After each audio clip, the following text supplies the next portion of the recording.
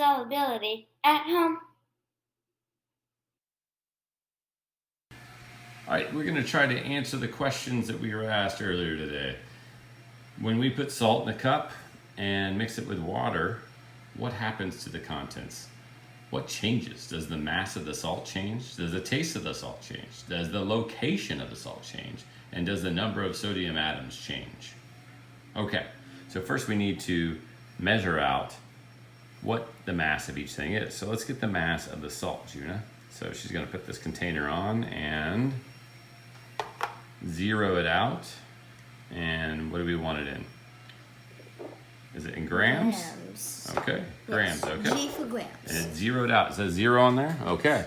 Now when she pours the salt in here, it'll be only measuring the mass of the salt. Go ahead. All right, and that comes out to? 21. 21 what? Grams. Okay.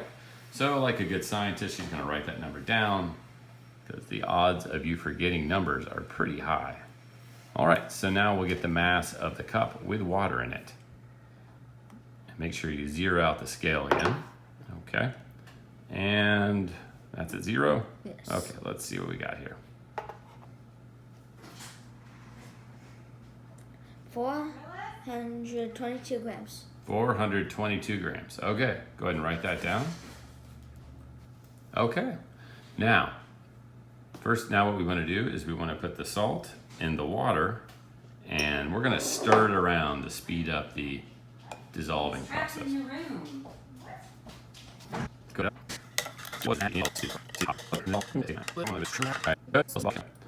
We put a lot of salt in there. All right, I'll just sip for you. Now let's get a look at the cup.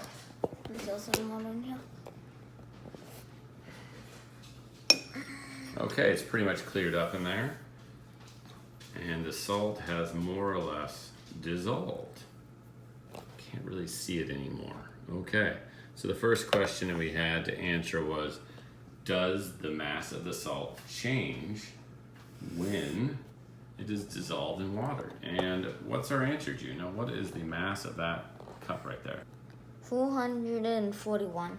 Okay, so if we add 422, which was the initial mass of the cup, and 21, which was the initial mass of the salt, what's our total?